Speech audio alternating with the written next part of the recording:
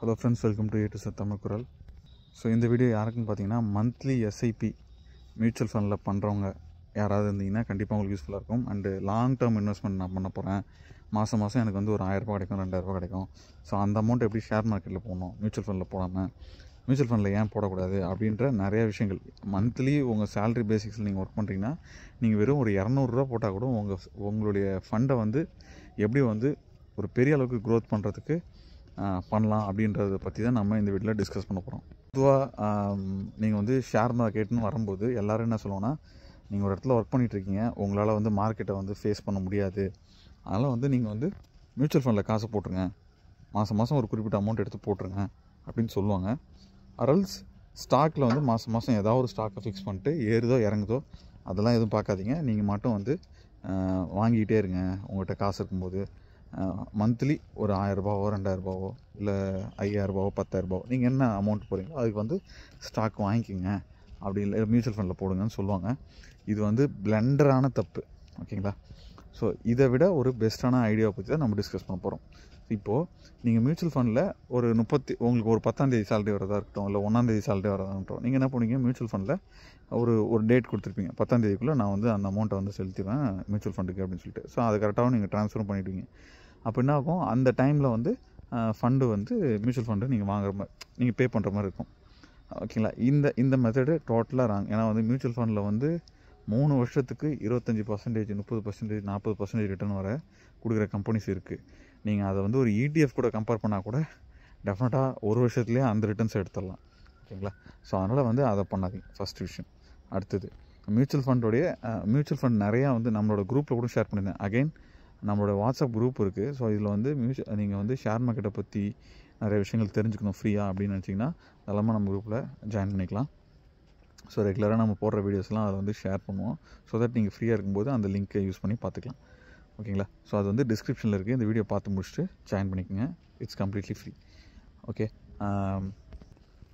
நீங்கள் வந்து மியூச்சுவல் ஃபண்டில் அந்த குறிப்பிட்ட அமௌண்ட் வந்து நீங்கள் கட்டிகிட்டே இருக்கீங்க அப்படின்னா அதோடைய ரிட்டர்ன்ஸ் அந்த குரூப்பில் வந்து நான் என்ன சொல்லியிருந்தேன், அந்த அமௌண்ட் வந்து உங்களுக்கு வந்து ரொம்ப கம்மி ரிட்டர்ன்ஸாக வருது.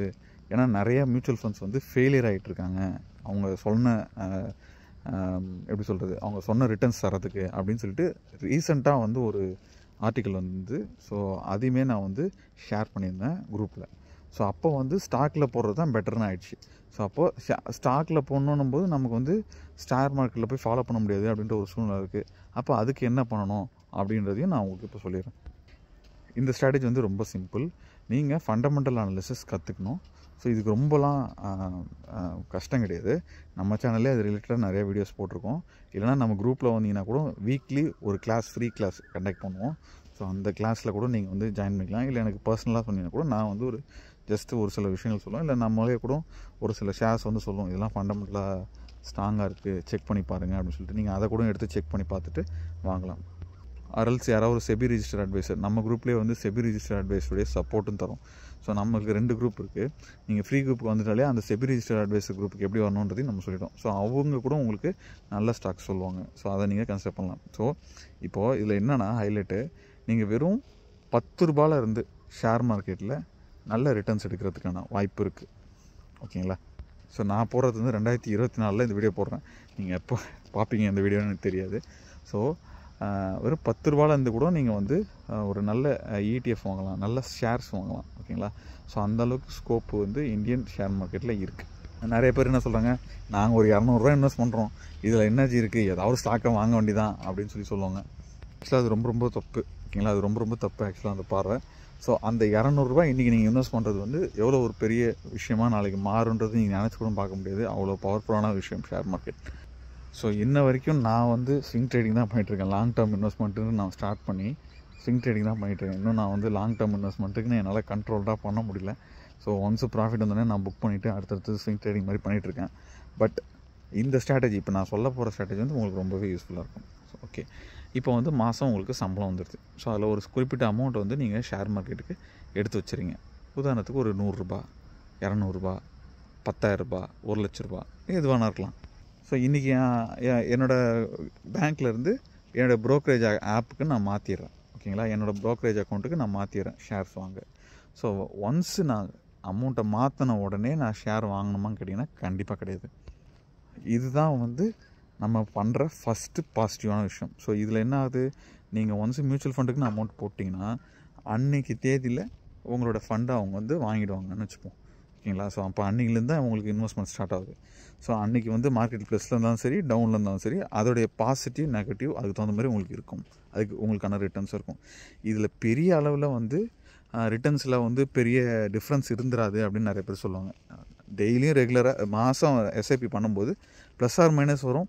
அதில் உங்களுக்கு வந்து பெரிய அளவில் நீங்கள் இந்த டேயில் தான் குறிப்பிட்ட நாளில் தான் வந்து எஸ்ஐபி பண்ணணும் அப்படின்லாம் ஒன்றும் கிடையாது. மாதத்தில் ஏதாவது ஒரு நாள் நீங்கள் கரெக்டாக ரெகுலராக போட்டுட்டு வந்தாலே போதும் அப்படின்னு சொல்லி நிறைய பேர் சொல்லுவாங்க.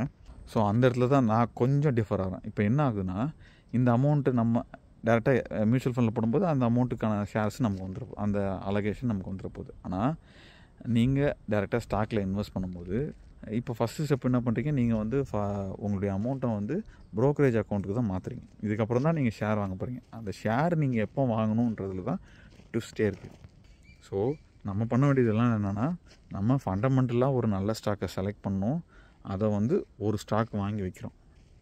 ஃபஸ்ட்டு மாதம் வாங்கிடுறோம். அது என்ன ரேட்டில் இருக்குது, ஏது ரேட்டில் இருக்குலாம் நீங்கள் எதுவும் பார்க்க வேணாம்.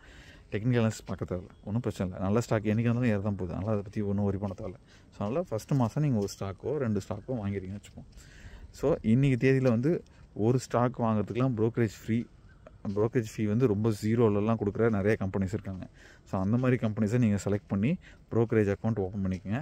அண்ட் அவங்க லாங் டேர்மில் உங்களுக்கு சப்போர்ட் பண்ண முடியுமான்றதையும் அதே நேரத்தில் பார்த்துட்டு அந்த மாதிரி ப்ரோக்கரேஜில் ஓப்பன் பண்ணிங்கன்னா, உதாரணத்துக்கு நான் வந்து இப்போ ஏஞ்சல் லோன் யூஸ் பண்ணுறேன். எனக்கு வந்து டெலிவரியில் ஈக்விட்டிஸ் வாங்கும்போது 0 ப்ரோக்கரேஜ். ஓகேங்களா? அஃப்கோர்ஸ் ஏஞ்சல் லோன் நிறைய பேர் யூஸ் பண்ணுறாங்க. ஸோ நானும் அதை யூஸ் பண்ணுறேன். ஓகேங்களா?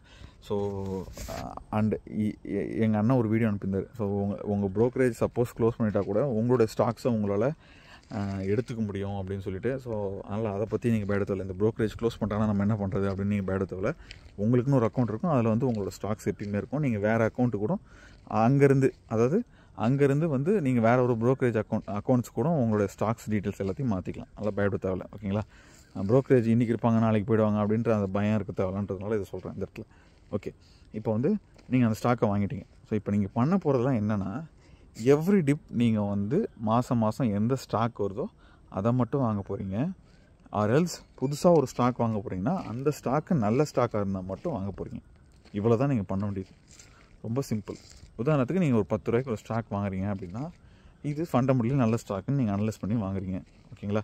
ஸோ இல்லை ஒரு செபி ரெஜிஸ்டர்ட் அட்வைஸ் கேட்டு நீங்கள் வாங்கிறீங்க. ஸோ இதுக்கப்புறம் என்ன பண்ண போகிறீங்க, மாதம் உங்களுக்கு காசு எப்பப்பெல்லாம் வருதோ அப்பப்பெல்லாம் ஒரு நல்ல ஸ்டாக் வாங்கணும்.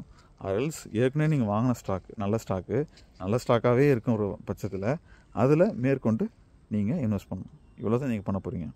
இதால் உங்களுக்கு என்ன நல்லது நடக்க போகுதுன்னா, ஒரு மியூச்சுவல் ஃபண்ட்லேயோ இல்லை ஒரு குறிப்பிட்ட நாள்லையோ நீங்கள் ரிப்பீட்டடாக ஒரே ஸ்டாக்கில் இன்வெஸ்ட் பண்ணுறதுனால ப்ளஸ் ஆர் மைனஸ் எப்படி இருக்கும்னு நமக்கு தெரியாது. அதே வந்து ஒரு 10 ஷேர் 20 ஷேர் 30 ஷேர்னு நீங்கள் உங்கள் போர்ட்ஃபோலியோவில் வச்சுருக்கும்போது ஒரு குறிப்பிட்ட ஸ்டாக் டவுன் ஆகும்போது மட்டும் வாங்கிட்டே இருக்கீங்க. எல்லா ஸ்டாக்குக்கும் ஒரு சைக்கிள் பீரியட்னு ஒன்று இருக்கும். அப்பில் ஒரு சைக்கிள் இருக்கும், டவுனில் ஒரு சைக்கிள் இருக்கும். ஸோ இந்த பீரியடில் நீங்கள் அப்பில் இருக்கும்போது எந்த ஸ்டாக்குமே வாங்க மாட்டீங்க, டவுனில் இருக்கும்போது மட்டும்தான் வாங்குவீங்க. ஸோ தட் உங்களுக்கு நீங்கள் மியூச்சுவல் ஃபண்டில் இன்வெஸ்ட் பண்ணுறத விட ரிட்டர்ன்ஸும் அதிகமாக கிடைக்கும். அண்டு ரெகுலர் எஸ்ஐபி மெத்தடில் மேலே இருக்கும்போது மட்டும் சில நேரத்தில் மேலே இருக்கும்போது வாங்கிங்க, சில நேரத்தில் கீழே இருக்கும்போது வாங்கிங்க. அதுக்கு பதிலாக இப்போ கீழே இருக்கும்போது மட்டும் தான் நீங்கள் வாங்க போகிறீங்க. அது இல்லாமல் ஃபண்டமெண்டலி நல்ல ஸ்டாக் வாங்குறீங்க. ஸோ உங்கள் போர்ட்ஃபோலியோ வந்து எப்பயுமே சேமாக இருக்காது. உதாரணத்துக்கு சொல்கிறேன், இப்போது எல்லா ஸ்டாக்குமே ஒவ்வொரு 3 மாதத்துக்கு ஒரு வாட்டி செபியில் வந்து அவங்களுடைய ரிப்போர்ட்டை சப்மிட் பண்ணுவாங்க. இப்போது நீங்கள் வந்து எஸ்ஐபி மெத்தடில் கண்ணை மூடிட்டு பிஇ ரேஷியோவோ இல்லை வந்து எதுவுமே பார்க்காம ஓகே இது இந்த கம்பெனி நல்ல கம்பெனி சொல்லிட்டாங்கன்னு சொல்லி நீங்கள் ஒரு வருஷம் ஃபுல்லாக கண்ணை மூடிட்டு வாங்கிட்டே இருக்கீங்கன்னா, ஒரு குவார்ட்டரில் ஒரு கம்பெனி பிஇ ரேஷியோவோ இல்லை வேறு ஏதோ ஒரு ஃபேக்டர்ஸாலேயோ பாதிக்குதுன்னா அதை கண்ணை மூடிட்டு நம்ம வாங்கும்போது என்ன ஆகுதுன்னா, அதனுடைய ரிட்டர்ன்ஸோ இல்லை வந்து அதுக்கான க்ரோத்தோ வந்து தடைப்படுது. ஓகேங்களா? ஸோ நம்ம ஒரு குவார்ட்டர்லி ரிசல்ட் பார்க்குறோம், அந்த நேரத்துலேயே அந்த ஸ்டாக் சரியில்லைன்னு நினச்சின்னா நம்ம அப்பயே செல் பண்ணிட்டு வேறு ஸ்டாக் கலெக்ட் பண்ண ஆரம்பிச்சிடுறோம். இந்த ஒரு அட்வான்டேஜ் கிடைக்குது. இன்னொன்று வந்து அதாவது ஜெயிக்கிற குதிரை மேலே தான் பந்தயம் கட்டணும்னு சொல்லுவாங்க. ஸோ அதை தான் நம்ம பண்ணுறோம். ஓகேங்களா? தோக்கிற குதிரையை அவாய்ட் பண்ணிவிட்டு நல்ல ஸ்டாக்ஸ் இதோ அதில் மட்டும் இறங்கினா அதை வாங்க போகிறோம். அப்படின்றனால உங்களுக்கு வந்து ஓவராலாக வந்து நல்ல ஸ்டாக் உங்கள் போர்ட்ஃபோலியோவில் இருக்கும். அண்டு எப்போல்லாம் இறங்குதோ அப்போ மட்டும்தான் நீங்கள் இன்வெஸ்ட் பண்ண போகிறீங்க. அண்டு உங்கள் ஸ்டாக்கை வந்து அப்டேட் பண்ணிகிட்டே இருக்க போகிறீங்க.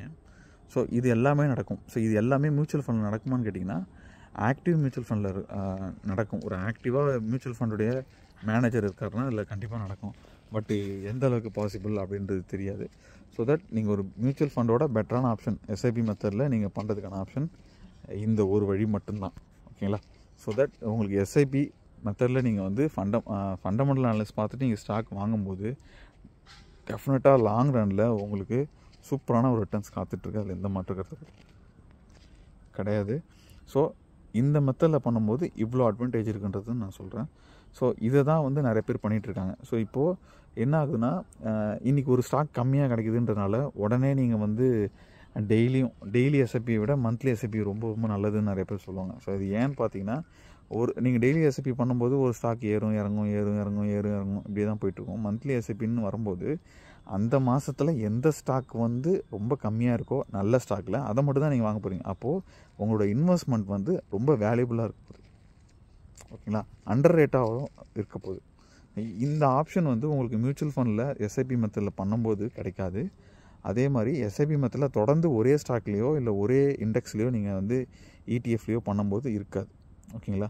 ஸோ இதுக்கான நேரம் உங்களுக்கு இல்லைனா கூட உங்களால் மார்க்கெட் ஹவர்ஸில் இல்லைனா கூட சப்போஸ் நீங்கள் வந்து காலைல 8 மணிக்கு போய் நைட்டு 8 மணிக்கு வரதாக இருக்கட்டும். ஸோ நைட்டு ஒரு 9 மணிக்கு வந்து ஒரு 5 நிமிஷம் ஜஸ்ட்டு உங்கள் ஸ்டாக் என்ன பர்ஃபார்ம் பண்ணியிருக்கு அப்படின்னு பார்த்தா போதும். இல்லையா 3 மாதம் அந்த குறிப்பிட்ட ஸ்டாக்கோடைய ரிசல்ட் எப்போ வருதோ அப்போ மட்டும் நீங்கள் எடுத்து வச்சு பார்த்தா போதும். அந்த ஸ்டாக்கை தொடர்ந்து நம்ம எஸ்ஐபி மெத்தடில் வாங்கலாமா வேணாமா நம்ம முடிவு பண்ணிடலாம். அதுக்கப்புறம் அதோட எஸ்ஐபியை ஸ்டாப் பண்ணிவிட்டு வேறு ஸ்டாக் பக்கம் மூவ் பண்ணிடலாம்.